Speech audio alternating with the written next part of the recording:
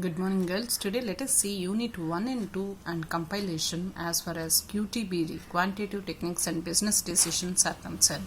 So in this first and second units, we are supposed to complete the hypothesis, that is introduction and procedure, null and alternative hypothesis, simple and composite hypothesis, sample error, level of significance, 1 and 2 tail-ended tests.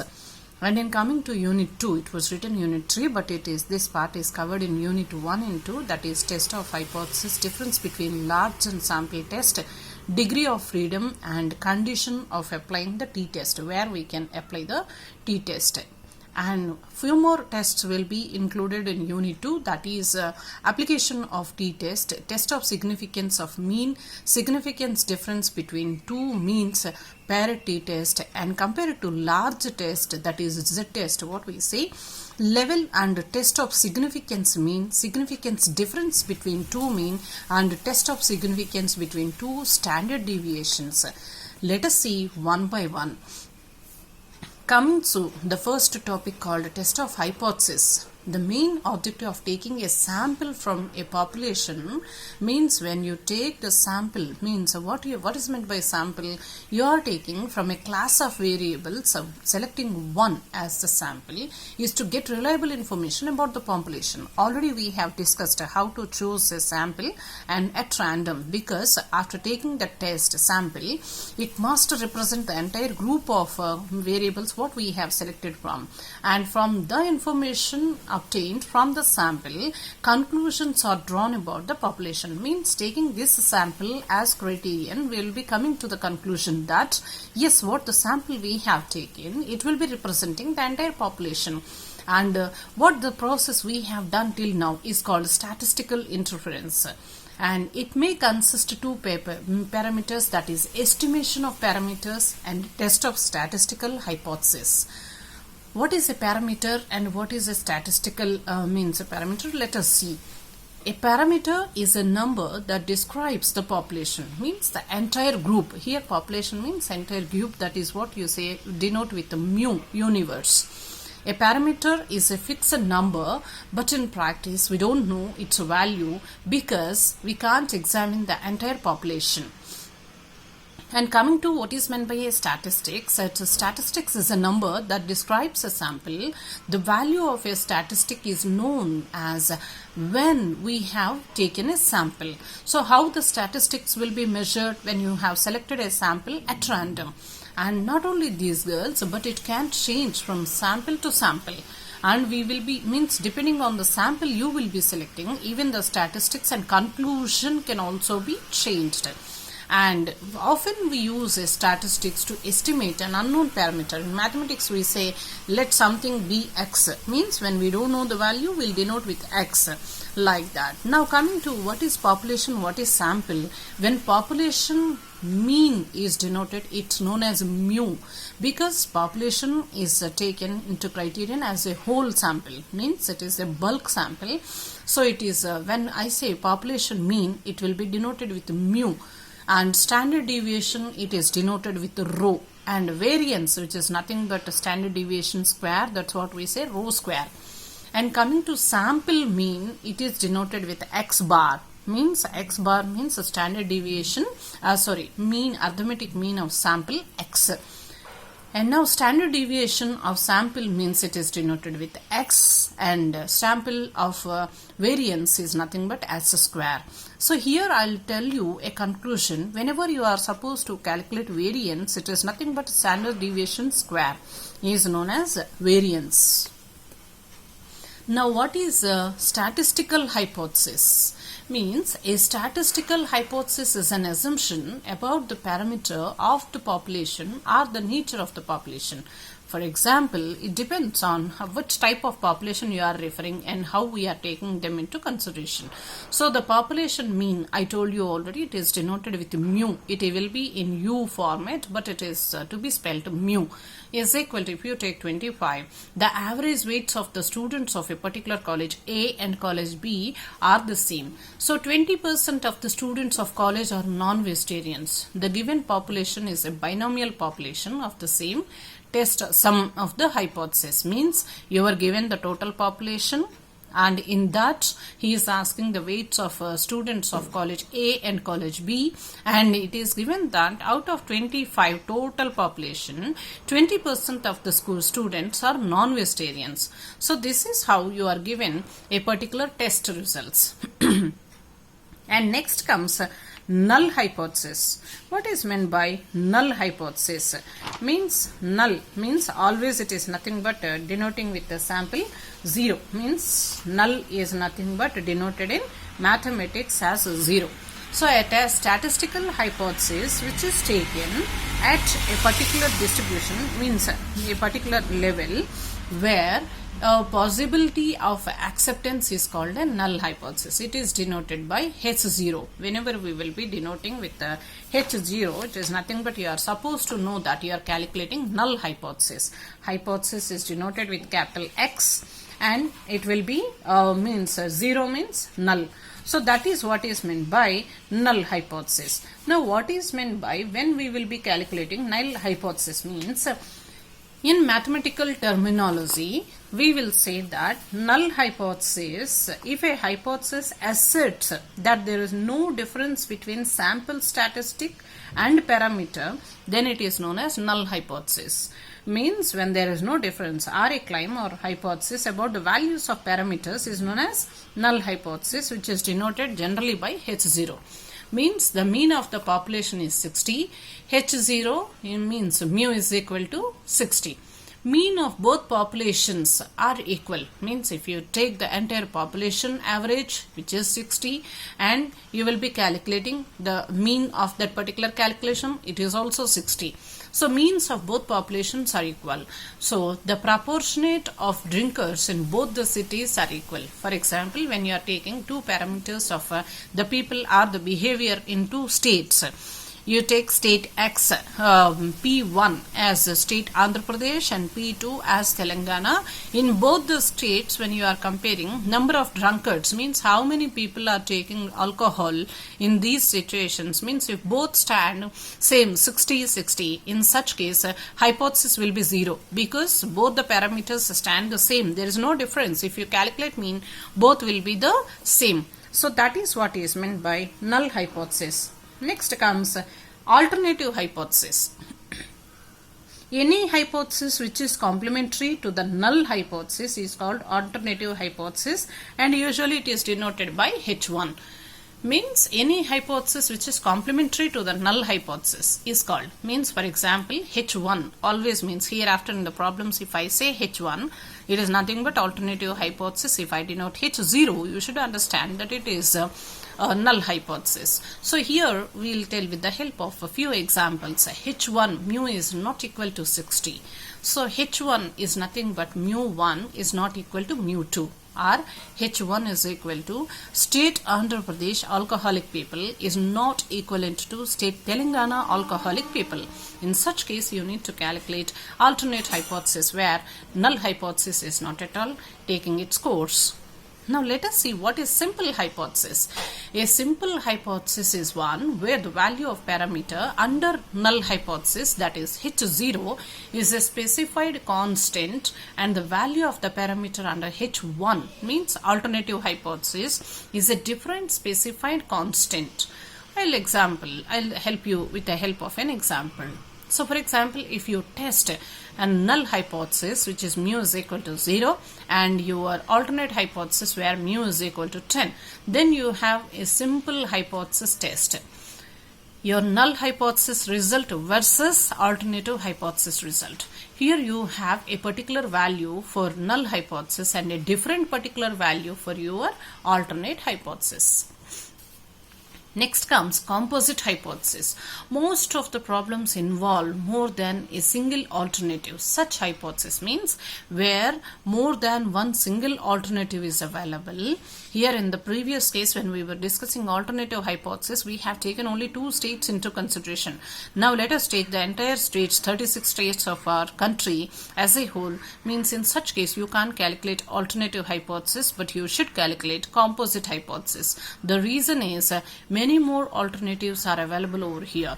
So here you need to calculate composite hypothesis. Example of composite hypothesis is mu is not equal to 0 and mu is equal to 0. Means null hypothesis versus where alternate hypothesis will be taken into consideration, and which is two-sided, that is a one-sided H1 can be written, means H0 is equal to 0, H1 means mu more than 0, or else H0 mu is equal to 0, or else H1 mu less than be 0.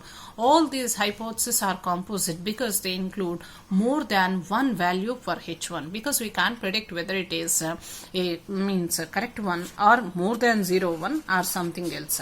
So now here we are supposed to discuss one more composite topic here, that is standard error, sample error. What is meant by this sample error and standard error?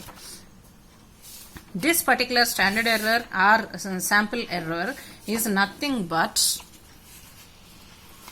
the standard deviation of the sample statistics is called standard error. Means what is this? The standard error means even if for example when the standard error deviation of the sample statistic, whatever you have taken, is called standard error of the statistics. For example, if different samples of the same size n are drawn for a population, we get different values of sample mean, that is x bar. I told you. I'll tell you with the help of an example. In MCOM senior second year class of 40 students are there. If I take x into consideration and draw conclusions, I'll be getting the arithmetic mean and standard deviation something. And I'll take y into criterion from and draw conclusions and calculate the mean and median and standard deviation. I'll be getting the difference. And if I take some other person into criterion, means you observe here girls, depending on the sample drawn from the size, will get different values of arithmetic mean and standard deviation, which will be changing obviously. Means it is depending on the sample you are selecting from the size, and it is deviating your results of the standard deviation and mean. That leads to a simple error in the values, means which vary. Error means which vary, will be depending upon the size of the sample and variability of the population. So that is known as standard sample error, and it can be derived. What is the formula to obtain sample error? Is equal to rho by root n. Rho means standard deviation divided by root n, square root of the total number of people in that. And here I'll be giving you the total descriptions of the formulae. Means mean is denoted by x bar, already I told you. So standard error or sample error is rho by square root of n. And statistics, the difference between two means, that is x bar 1 means the mean arithmetic mean of x1 sample minus arithmetic mean of x2 sample, that is x bar 1 minus x bar 2. And this, for this difference between two means, if you want to draw sample error, in such case it will be calculated by entire square root of rho 1 square divided by n1 plus rho 2 square divided by n2. Here don't get confused girls, in one simple mean it is given as rho by square root n. If you use totally square root, it will be rho square by n, because the square root gets cancelled when you are doing square. And next, sample proportion for p is the square root of p cube by n. N means number of items. And if you take the difference between two proportions, p1 minus p2, in such case the formula will be changed to total square root of p1 q1 by n1 plus p2 q2 by n2. You need to get by heart these formulae. What are the uses of this sample or standard error? To test whether a given value of a statistical differs significantly from the intended people or population parameters. That is, whether the difference between the value of the sample test and population parameter is significant and may be attributed to change or chance. Means to test randomness of a sample. How random it is representing to the entire population or entire group, we can say. To test whether the given sample be regarded as a random sample for the population, whether we can consider this particular sample as a random, and can we go ahead with our tests. That basic information will be there with the standard sample error. To obtain confidential interval for the parameter of the population, and the last one is to determine the precision of sample estimate, because means a precision of the statistics, means you are not supposed to calculate with a bulky formula, but you can do with one typical calculation of the standard error. Now we are supposed to know type 1 and type 2 errors. Here two types of errors will be there, that is tail 1 and tail 2 are type 1 or type 2. Two types of errors will be visible over here. So what are these two types of errors? Means here we are supposed to know, in testing the statistical parameters, testing the statistical hypothesis of the following situations may arise. When we are doing the tests of the calculations of the parameters, we will be coming around certain situations which are the hypothesis may be true but is rejected by the test. Even though your hypothesis selected is correct, but it will be rejected by the hypothesis, because at the time when you are taking, the situations may be differ.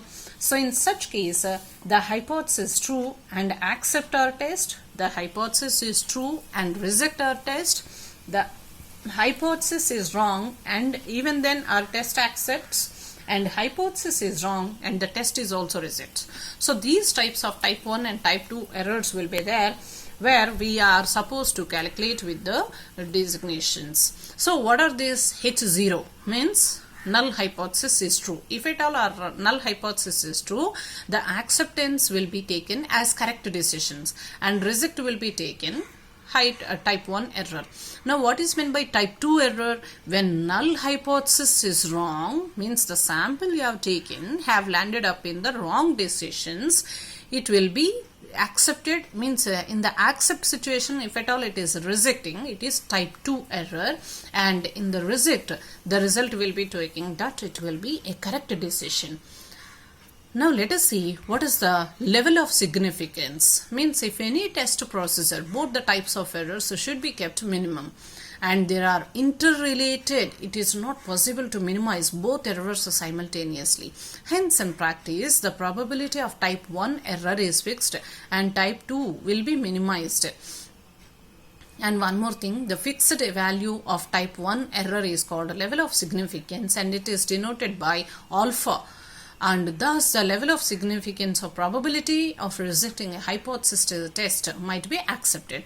Most commonly used means a test of hypothesis, and interest of this statistical measure is we will be taking in maximum extents as 5% and 1%. And one more thing girls, when decision is taken at 5%, it means 5 cases out of 100. What is meant by 5%? Means out of 100 sample we have taken, 5 people likely to reject the hypothesis, which is might be accepted. Our decision is to reject H0, means null hypothesis is 95% they have accepted. It is correct. Now see what is meant by a critical reason. Means if test statistics falls in some intervals which support alternate hypothesis, we reject the null hypothesis. This interval is called rejection reason.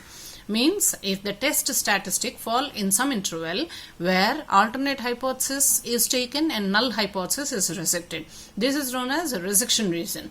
And one more thing we are supposed to know, if statistic falls on some interval with support of a null hypothesis, it rejects alternative hypothesis, that is known as acceptance reason. And the value of the point which divide the rejection reason and acceptance one, it is known as a critical value. Now we will see with the help of a diagram. So here you just see girls, this is 95%. If you take this as critical reason, the part beyond this is known as acceptance, and you just see up to from this particular to this particular, and this 2.5%. So here 2.5% and here 2.5% the cycle is rejecting.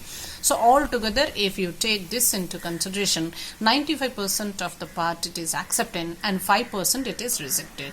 And if you take the critical value here, the rejection reason is this one. So if you take the mu, means the entire population into criterion, accepted reason is this 95% and rejected is only 2.5 here at the end. This is known as a tail end tests. That's the reason this 2.5 and those 2.5 is known as rejection. Now, one-sided and two-sided hypothesis tests.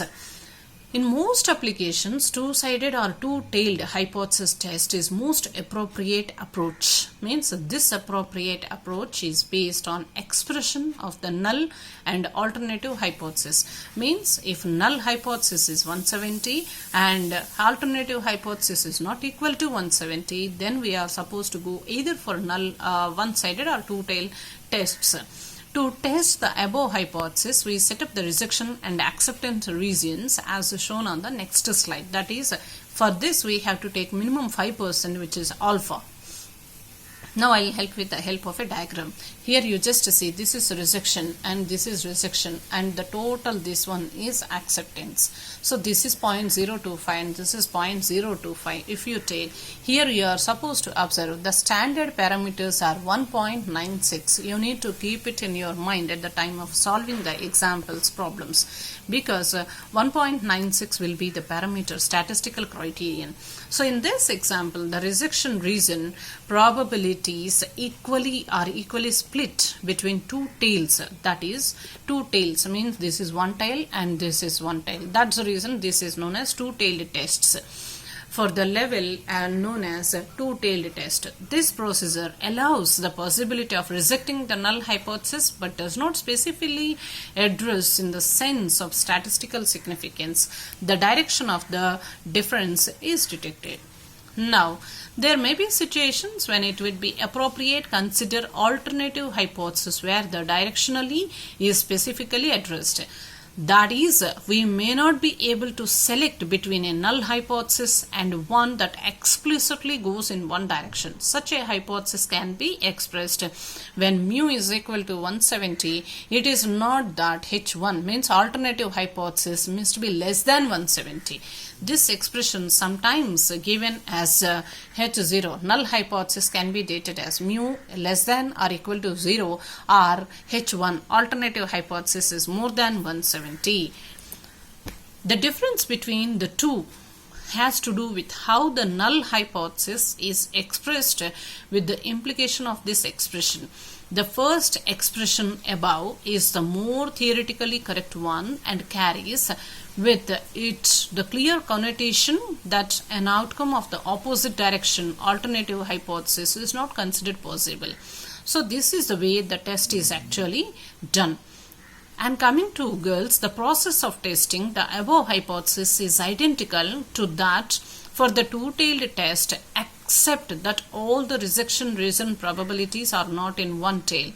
For a test where mu means alpha is equal to 0.05 means 5%, the acceptance region will be, for example, from the extreme left up to the point below lies 95% of the area.